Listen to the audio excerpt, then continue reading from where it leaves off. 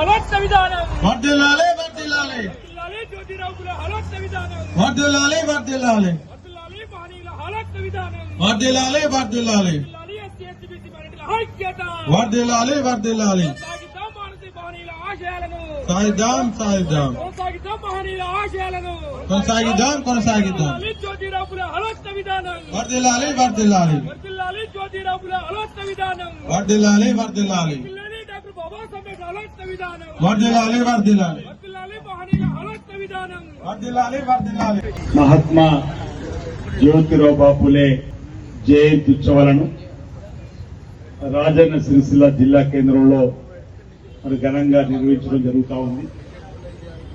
పార్టీలకు సంబంధించిన నేతలు పెద్దలు కేకే మహేందర్ రెడ్డి గారు, అదేవిధంగా మరి శర్మలు గారు, మార్కెట్ కమిటీ చైర్మన్ గారు, పౌరులకు సంబంధించినటువంటి నేతలందరికీ అందరికీ ఎందుకంటే అంబాసిడర్ కార్ ఆ రోజు ఉంటే మోటార్ మేకర్ నేర్చుకుంటూ బయటకు వచ్చి పని దొరికింది. కానీ ఈరోజు ఐటీఎల్ అంబాసిడర్ మోటార్ మేకర్ నేర్చుకుంటూ బయటకు వచ్చే ఒక అంబాసిడర్ లేదు.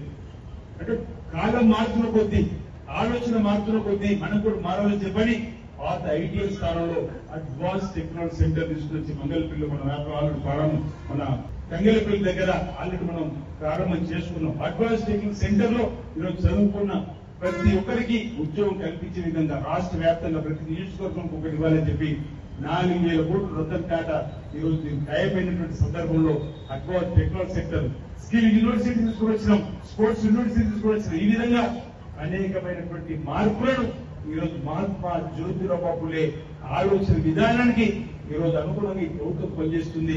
ఆ ఆలోచనకు అనుగుణంగా ఈరోజు రాష్ట్రంలో ఇన్ని కార్యక్రమాలు రేవంత్ రెడ్డి గారి సర్కార్ ఆధ్వర్యంలో రావడం జరుగుతుంది. విద్యా వైద్యానికి అధికమైన ప్రాధాన్యత మీరందరూ చూస్తున్నారు. రాబోయే రోజుల్లో మరో సంవత్సరం లోపల ఈరోజు నిమ్స్ గాని నయా ఉస్మానియా గాని సిరిసిల్ల ఉన్నటువంటి ఆసుపత్రి, వివరణ ఆసుపత్రిని కలుపుకొని, ఎంజీఎం హైదరాబాద్ వరంగల్ ఉన్నటువంటి అన్ని జిల్లాల చేతుల్లో హాస్పిటల్ కలుపుకొని కొత్తగా 36,000 నూతన బెడ్లు పేదవారికి వైద్యపరమైన సేవలు అందించడానికి అవకాశం కల్పించడానికి కోసం రూపకల్పన చేసి ప్రణాళికబద్ధంగా ఈ ప్రభుత్వం ముందుకు పోతుంది.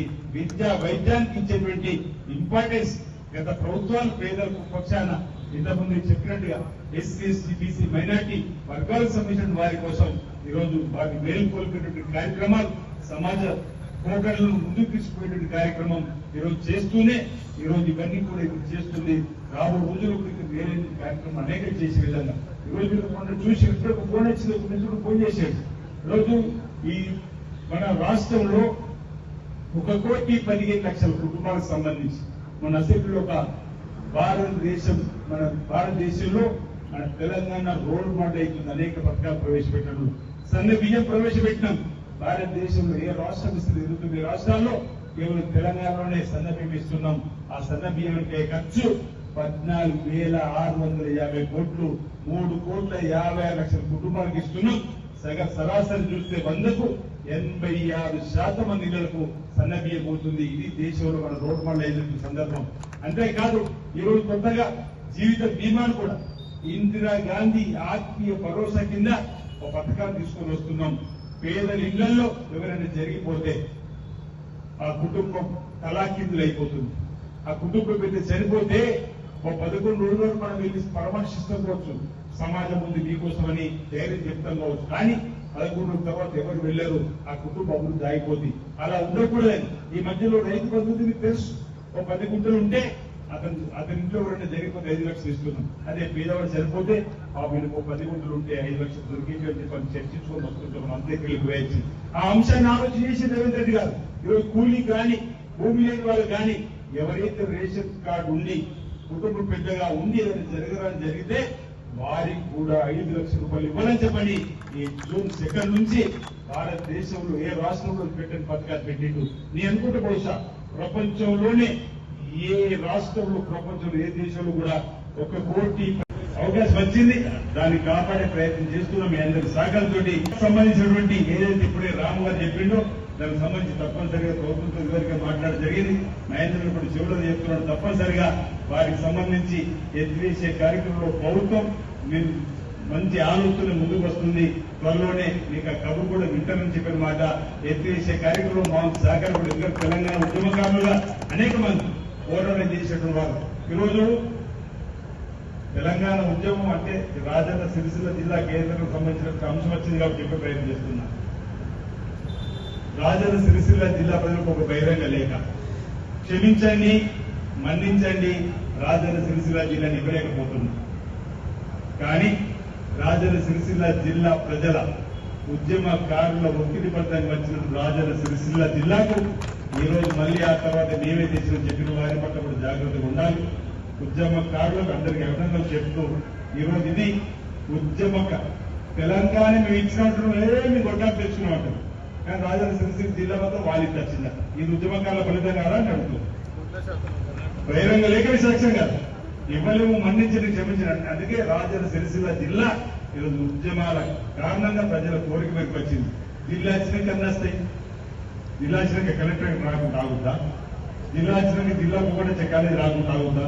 నేనేదో గొప్ప చేసి చెప్పుకుంటే దానికి మనందరం తరుగుతుంది. ఎట్లా ఆయన అందుకుందాం ఆలోచన చేయాలి. ఇది మనందరూ ఉమ్మడి ఫలితం. రాబోయే రోజులు కూడా మన జిల్లాను అన్ని రంగాలు ప్రభుత్వం తీసుకుపోయే విధంగా ప్రయత్నం చేస్తాం. 25 HP వచ్చేటువంటి వారికి కూడా ఎవరు ఆపేందు, ఎవరు మిమ్మల్ని మళ్ళా కలిపి, ఇది కూడా మనం ఆలోచన చేయాలి. నేను 10 సార్లు మీటింగ్ పెట్టినా, 10 సార్లు చెప్పిన పాలక వర్గాన్ని, ఎవరు చేతులు పాలకవర్గం.